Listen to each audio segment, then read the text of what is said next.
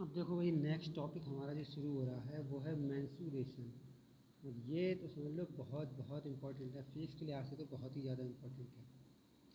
ठीक है, इसमें फार्मूले होते हैं, उनके हेल्प से हमें काम करना होता है और कुछ नहीं होता है। देखो, जैसे ये एक लाइन है, एक रेखा है, तो रेखा में क्या चीज़ होगी? लंबाई होगी सिर्फ। तो इसकी लंबाई आप स्केल से मेजर कर सकते हो। जैसे मान लो ये 6 सेंटीमीटर की है, बस इतनी चीज़ आ सकती है इसमें। अब जैसे ये रेखा मान लो 7 सेंटीमीटर की है, 7 मीटर की मान लो, या ये 6 मीटर की मान लो, तो दोनों कितने होगा? 7 और 6 13 मीटर होगा। ठीक है, ऐसी बात तो पूछ सकता है।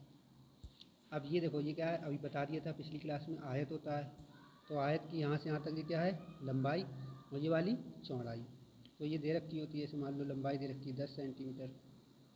तो ये 10 है तो ये भी 10 होगी, है ना। और ये 5 सेंटीमीटर है चौड़ाई, तो ये भी 5 सेंटीमीटर हो गई चौड़ाई।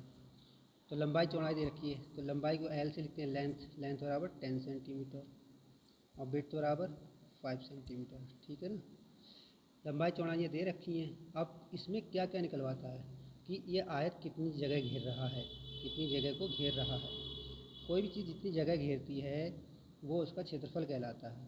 और किसी की चारों लाइनों की जोड़, ये बाउंड्री है जो इसकी बाउंड्री है, इस सब का जोड़ उसका परिमाप कहलाता है।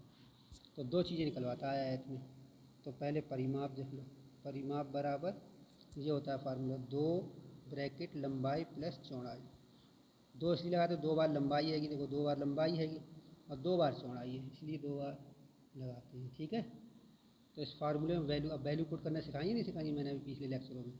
एल बराबर 10 रखना है, बी बराबर 5, तो 2 की जगह 2 रखो, जो जहाँ है वहाँ रखो उसे। एल की जगह 10 रखना है, प्लस की जगह प्लस रखो, और बी की जगह 5 रखना है। तो क्या सिखाया? तो मैं बोर्ड मास में सबसे पहले ब्रैकेट के अंदर जो कार्रवाई है वो करो। 10 और 5 कितने होगा? 15, और 2 बाहर में गुणा में, कितना होगा? 15 दूनी 30। ठीक है, अब यहाँ मात्रक लिखना होता है, तो मात्रक क्या आएगा? सेंटीमीटर। ठीक है, जिसमें माप दे रखी होगी वही मात्रक हो जाएगा। तो बस आयत में इतनी ही बात हो सकती है परिमाप के मामले को लेकर। अब क्षेत्रफल भी पूछता है। अब जैसे इसी का क्षेत्रफल निकालने के लिए कह रहा है, इधर को निकाल दे रहे हैं। तो क्षेत्रफल का फार्मूला, आयत के क्षेत्रफल का फार्मूला होता है लंबाई गुणा चौड़ाई। बस जरा सी बात। तो आप वैल्यू रख लो, लंबाई की वैल्यू कितनी है? 10 गुणा चौड़ाई की वैल्यू, बी की वैल्यू कितनी है? 5, 10 पंजे 50 सेंटीमीटर स्क्वायर। आयत से रिलेटेड इतनी ही बात आती है, चाहे फिजिक्स में आए, चाहे मैथ में आए, चाहे कहीं आए। ठीक है भाई। और ज़्यादा से ज़्यादा इसके विकर्ण की बात आती है, तो विकर्ण वो हम तुम्हें अलग से संपूर्ण त्रिभुज पे बता देंगे। ठीक है भाई। अब देखो आगे कहानी। अब ये कौन सी क्या करती है? ये वर्ग है कि वर्ग की सारी भुजाएं बराबर होती हैं, ये भुजा ये भुजा ये। तो मान लो वर्ग की एक भुजा 5 सेंटीमीटर है, तो ये वाली भी 5 ही होगी, ये वाली भी कितनी होगी? 5। वर्ग की चारों भुजाएं बराबर होती हैं। तो ये भी वही पूछेगा, इसमें कितनी जगह घेर रहा है। जगह घेरने से मतलब इसका क्षेत्रफल कितना है, एरिया कितना है। तो क्षेत्रफल यानी एरिया। तो एरिया, इसके एरिया का फार्मूला होता है, इसके एरिया का फार्मूला होता है साइड इंटू साइड, यानी भुजा गुणा भुजा।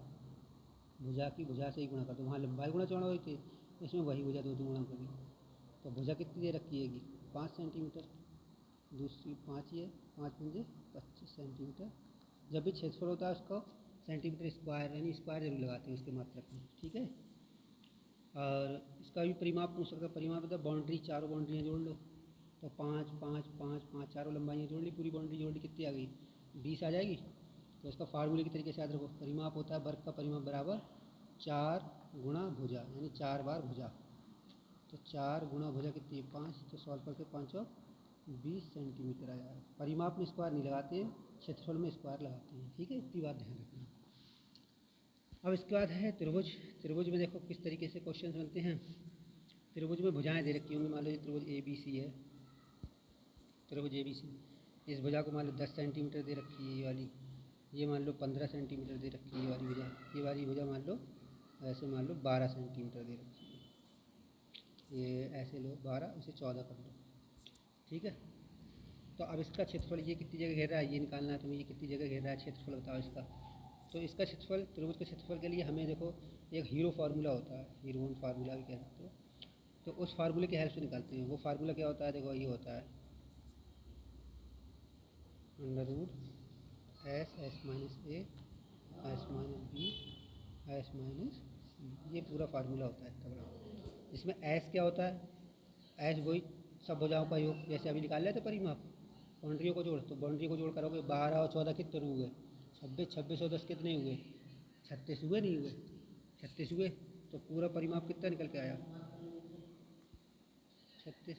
अब अर्ध परिमाप, आधा परिमाप कितना हो गया, आधे परिमाप को ही एस कहते हैं, तो इसका आधा कर लो। अब 36 का कितना होता है, 18, बस 18 कहते हैं।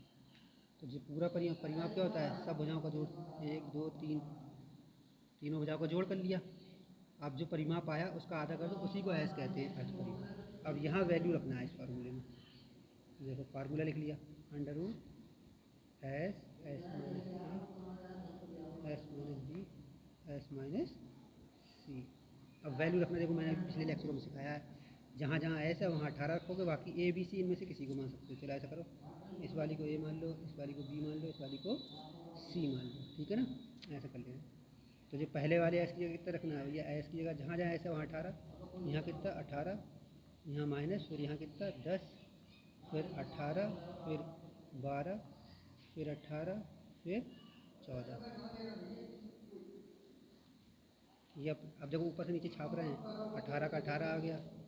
अब गुणा 18 में से 10 गए 8, 18 में से 12 गए 6, 18 में से 4 गए 14 गए 4, ठीक है। इसके आगे का सॉल्व करना हम तो जो है जब वो पढ़ाएंगे वर्ग वर्गमूल वहाँ समझा देंगे, ठीक है। फिलहाल ये ऐसे करके इसका क्षेत्रफल निकल आता है, सही है। त्रिभुज में बस इतना मामला होता है। अब ये है समकोण त्रिभुज, इसकी बहुत फिल्म है, देखो उसकी पूरी फिल्म समझ लेना।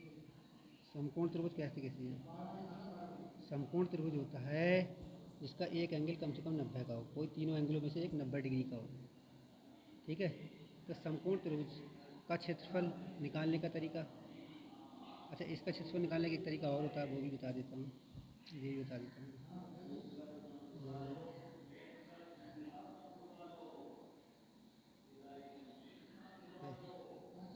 जैसे ये त्रिभुज है, ये त्रिभुज है, और एक यहाँ से एक सीधी लाइन ऐसे डालती है 90 का एंगल बनाते होंगे, 90 का एंगल, तो इसे लंब कहते हैं। अगर 90 का एंगल बनाते होंगे सामने वाली भुजा पर, अगर हम कोई एक लंब रेखा खींच दे रहे हैं तो वो लंब कहलाती है, क्या कहलाती है, लंबाई है लंब, ठीक है। तो त्रिभुज की लंबाई होती है, ये तिरछी लंबाइयाँ हैं, ये वाली तिरछी लंबाइयाँ हैं, ये सीधी लंबाई है। तो मान लो ये भुजा का तुम्हें दे रखी है 10 सेंटीमीटर, और ये वाली दे रखी है कि 4 सेंटीमीटर, ये लंब जो डाला, तो उसका फार्मूला अलग। तो इस वाले ये वाला तब लगाना जब तीनों भुजाएं अलग अलग दे रखी हैं, और जब ये लंबाई और सामने वाली भुजा दे रखी है तो लगा दो ये वाला फार्मूला। देखो ये वाला क्षेत्रफल बराबर 1/2 आधार इंटू ऊंचाई, ठीक है।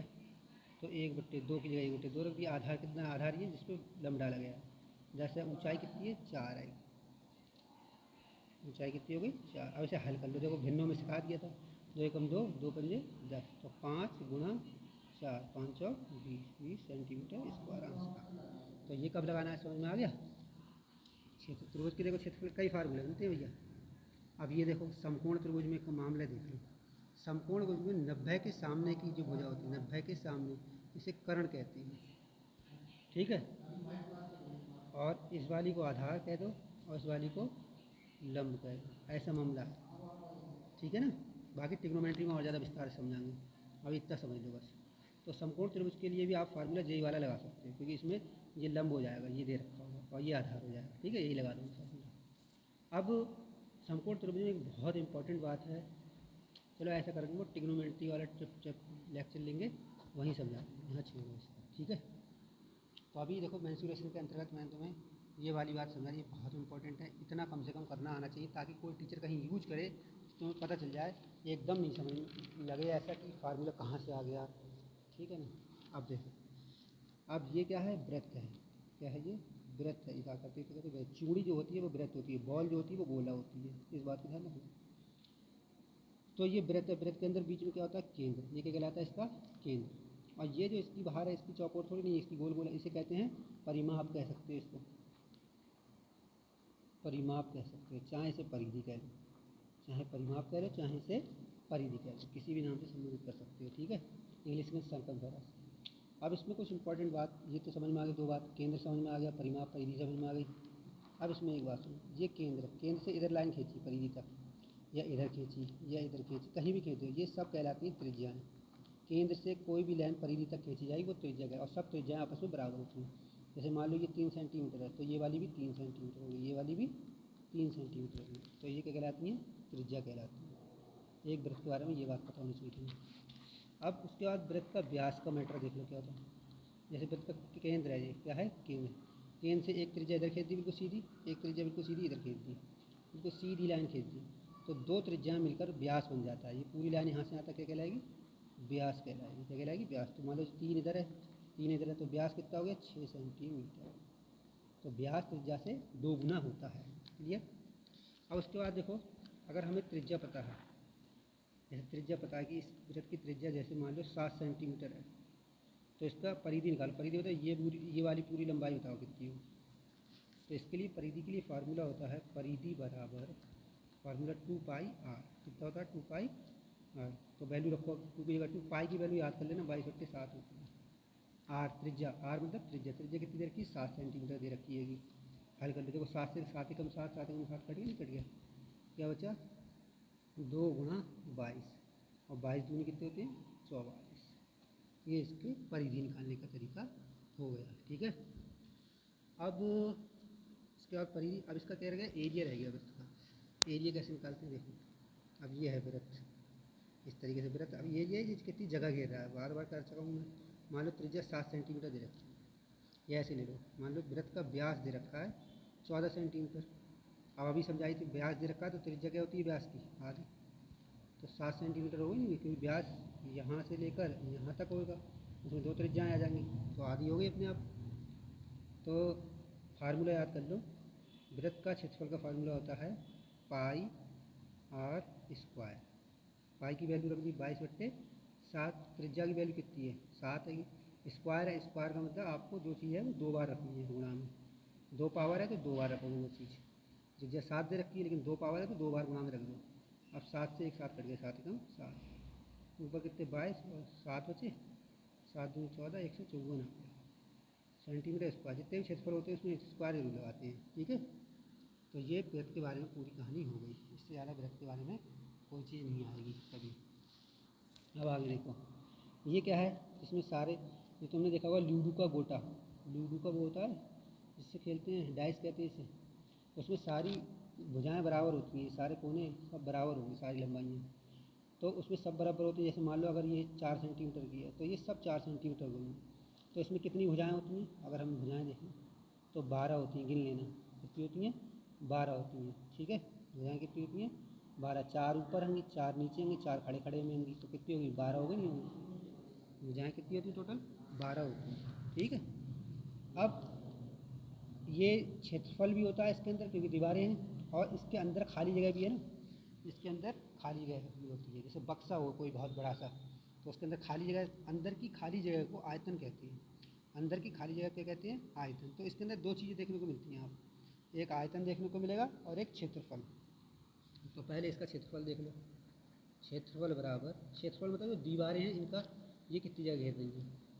तो क्षेत्रफल होता है 6 गुणा भुजा का स्क्वायर।